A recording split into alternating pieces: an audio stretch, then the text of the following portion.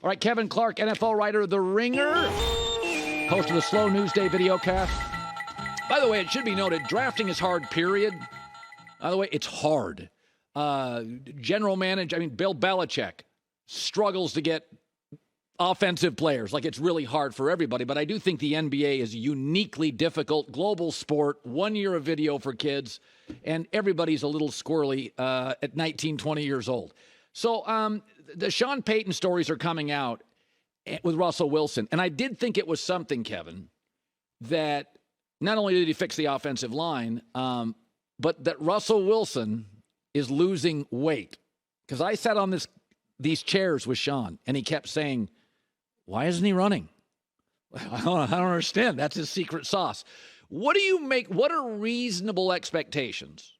Russell Wilson, Broncos, Sean Payton, year one. Well, they'll run plays, which is an upgrade from Nate Hackett last year. I think that it just wasn't a scheme fit last year. They hired Nate Hackett in order to get Aaron Rodgers. They didn't get him. Russell holds on to the ball too long for what Nate Hackett wanted to do with the sort of timing and quick game stuff. It just wasn't a fit. Sean Payton is one of the best coaches of his generation. It's really incredible. I was doing some research about the best franchises in football over the past decade, and you see the Saints winning basically more games than all but one or two teams over a decade, over a 15-year period. That's all Sean Payton. We talk so much about ownership and GM and coaching and how it all has to work together. Sean Payton changed that franchise. We don't talk enough about the miracle that he worked there. And so offensively, I'm expecting a lot. I'm expecting credibility. I'm expecting him to be able to problem solve better than basically anybody in football. I think there are very, very few people, I think, who could look at that situation and say, I'm going to fix this in year one. Sean Payton is one of those guys. And so I think it's going to be a huge upgrade. I think they play in the wrong division to have a huge turnaround, but I do think that they're going to be in the mix for playoffs, which, relative to last year is a bit of a miracle. So the Stefon Diggs drama in Buffalo feels substantial. So I had a coach, Leslie Frazier, respected, just say, I'm going to take a year off. What? That doesn't really happen. The Ken Dorsey meltdown, the awful performance against Cincinnati, Stefon Diggs now unhappy. That's weird. Like, this is something, right? I can't just blow this off, right? Didn't you have a sit down with Josh Allen? I did. I talked to Josh for a show that came out this morning, actually. I will say the breaking news is that Josh revealed that Aaron Rodgers takes his FaceTime calls, which is not true of everybody.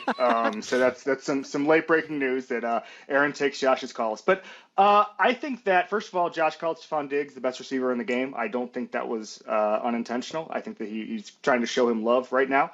And I do think that there gets to be a problem sometimes, like the Pat Riley disease of me, disease of more, whatever you want to call it. Normally that comes after you win titles and people start saying, okay, I want more credit for this. I want more money. I want a bigger role, that stuff.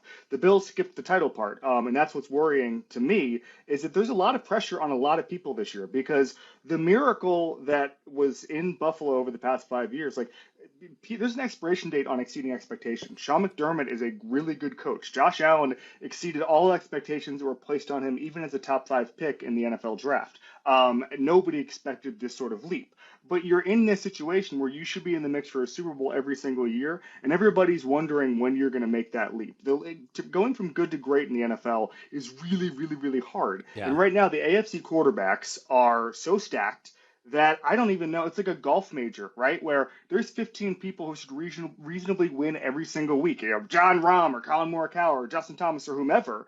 And so with the AFC quarterbacks right now, it's a bad time to be an AFC team with a lot of pressure on you. And that's what the Bills are. And this could go south very quickly if they don't come out and start 5-1, 6-1. You don't know where the blame is gonna go if things go south this year. So I'm intrigued to see it. I think they'll figure it out. But I do think that there's a lot more pressure in Buffalo than maybe we anticipated relative to the last couple of years. So I read a story in the Atlantic, and I forget who wrote it, but it was about how our brains work, and we tend to remember only the good times from the past, but we're attracted to negativity in real time now. That's why we can't, a lot of people say, I can't stop looking at my mentions, and you're like, it's horrible, turn that off. People can't. And I said, we look at Stafford with the Rams and Brady with the Bucks, and we remember the trophy.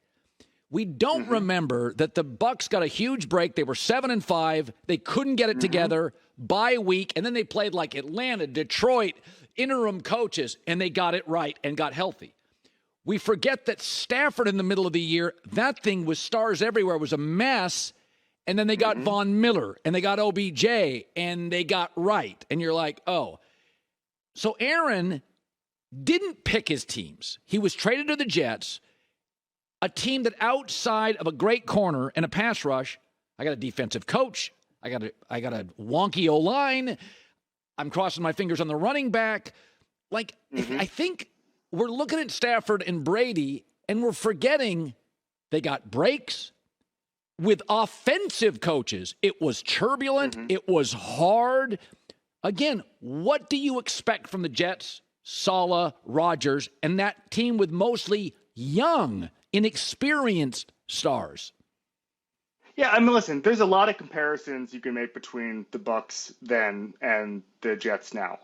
Young, fast defense, waiting for a quarterback, deep threats on the outside. I mean, remember, they had Mike Evans in Tampa. I mean, it wasn't like it was a barren wasteland by any means. The Bucs were a quarterback away, and the Jets were a quarterback away from contending, not the Super Bowl, but from contending. And so I'm expecting a playoff spot. I mean, Dallas Gardner was on my show a couple weeks ago and said making the playoffs will be easy. He clarified later on Twitter means easier, but he meant easy. Let's be clear. And so I think that anybody but Zach Wilson could have made the playoffs last year. I mean, it was just a disaster last year. And so what I'm expecting is 10, 11 wins. And then, as you said, a couple of breaks because the AFC is, first of all, stacked. Health is important. Aaron Rodgers is the type of age where you get a lingering injury and it doesn't go away. By the way, the Brett Favre thing, talking about veteran quarterbacks going somewhere, the Brett Favre thing in New York was working for half of the season. Then he picks up an injury and the Dolphins get hot and then it's over in week 17 with the do or die playoff game. So much of this comes down to December luck, turnover stuff, one or two plays. So I'm expecting them to be in the mix to sort of the second tier of AFC contenders. I'm not expecting a huge leap, but you're totally right. There's going to be turbulence in the first half of the season, and whether or not Rodgers wants to overcome that, whether he's healthy enough to overcome that, he looked really bad on some of his deep throws last year. He did not look like himself. There's a reason that the Packers were eager to move off of him, and so I'm expecting certainly better than Zach Wilson, because you or I or J-Mac could be better than Zach Wilson, but I also think that it's not a sure thing by any means. The floor is a lot lower than I think Jets fans are anticipating right now. Okay, I got to show you this. I hope you can see this. We brought this on earlier. I saw this on the internet when I got up this morning, and my eyes I didn't know what to make of it. It was, since 2000, the number of playoff wins in the NFL. And as you'd expect, New England, it's a lot of really, really quality organizations. New England, Philly, Baltimore, Steelers, Packers. And then you got Peyton Manning, Colts, Mahomes. And then you go to the bottom and you see, kind of the dregs, right? Lions, whatever, Washington. Dallas is at 4, meaning Dak has the same number of playoff wins as Blake Bortles since 2000. And so I looked at this and I'm like... Is that bad, Colin? I'm like, that's with Romo and Dak, well-funded, free agents love Dallas. What do you make of that? Do I just blame Jerry? Well, there's one through line from the past 23 years, Colin. I mean, I couldn't, wow. So there's a couple of things. Number one, I do think that Jerry does not appreciate the modern game. You see that in how he values running back sometimes, and even some of his comments about how the offense should run through Zeke in the past, all that stuff, not understanding sort of the Tony Pollard situation, how he hires coaches. He gives bad coaches too long of a runway, guys who just don't understand modern schemes. Jason Garrett was there forever. I just think that even Kellen Moore, you think about a guy who was actually a pretty good offensive coordinator, he was still running a lot of Linehan Garrett concepts last year. And we're talking about routes that don't lead to explosive plays. I think they were in the 20s in explosive plays last year with an offense that shouldn't be like that. When you look at the personnel, they have the bones of a good team every year. They always have a good offensive line. They always have a quarterback, and they always have at least talent and fast defenders. They should be better than they are. I think that it starts, obviously, with Jerry picking the wrong coaches year after year. Mike McCarthy, I honestly can't even believe he's still there. Sometimes I feel I look at guys and they almost seem pre-fired to me, where it's like, okay, you're just hanging around to be fired. That's Mike McCarthy to me. It's not going to work there long term. And I just think that, unfortunately, Jerry's tendency is to hire a guy like Mike McCarthy when they fire Mike McCarthy. So it's frustrating that they haven't been able to sort of turn it over to one guy in the a la Jimmy Johnson and say, this is yours. And he's never going to do it again. We saw what happened 25 years ago with Jimmy Johnson. It's just the way Jerry operates. It's frustrating, but it's the way he wants to run it.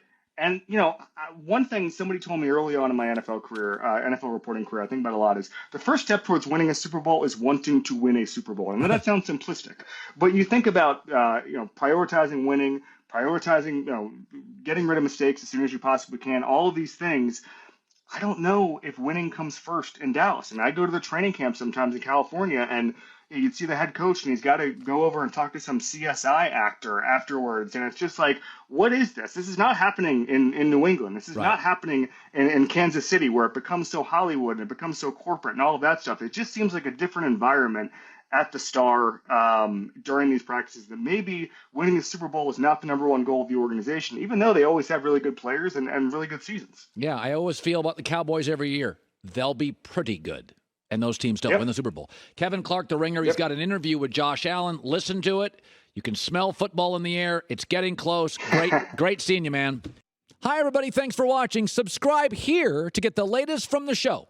Also, be sure to check out more of the best clips from The Herd, or go watch a few segments from other shows on FS1.